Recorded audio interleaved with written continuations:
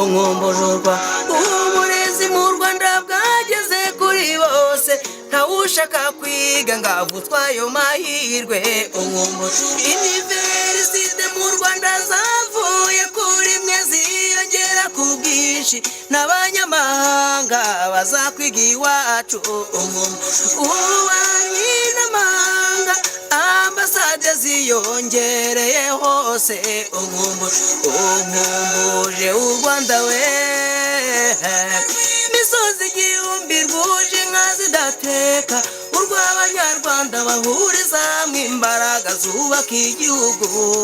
umwumbuje u Rwanda girinka mu Rwanda yafashije byinshi nta munyarwanda ukicwa n'ubworo umwumbuje u Rwanda nta munyarwanda ukirwara ngo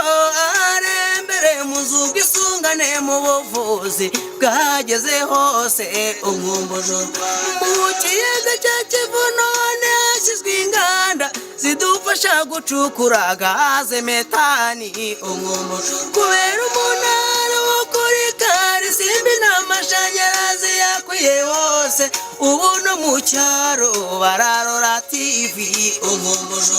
mw'ikoranabuhanga twageze kuri byinshi uzaze mu Rwanda wihera ijisho umwumbuje u Rwanda ubu umunyarwanda arajya kuri interineti yakiri kasuri akamenya ibikorerwa ku isi hose umwumbuje u Rwanda ibikorwa remezo twageze kuri byinshi reba imihanda ijyanye n'iyo tujya umwumbuje u Rwanda iterambere turi mu midugudu Gacuriro na Nyarutarama byahuje amahanga umwumbuje u Rwanda we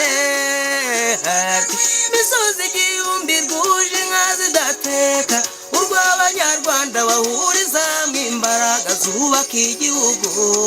umwumbuje u Rwanda abashoramari bahururiye gushora imari yabo mu Rwanda kubera uko boroherezwa muri byinshi umwumbuje u Rwanda urugero n'abantu rw'uruganda rukomeye cyane rukora imiti ruzubakwa iwacu umwumbuje depo y'isoko mpuzamahanga yubatswe mu Rwanda kubera umutekano babona iwacu umwumbuje u Rwanda isuku na serivisi nziza biranga u Rwanda nibyo bituma inama nyinshi zibera iwacu umwumbuje u Rwanda ndebera u Rwanda uko ruzaba rumeze muri iyi myaka iri imbere ndabona ruzaba ruruta iyo mutenga umwumbuje imiturirwa y'amataje yubatswe hirya hino n'amasoko ajyanye n'igihe turimo umwumbuje abo muri diaspora ntibicaye hanze ngo binumbire nabo badufasha kubaka igihugu umwumbuje u Rwanda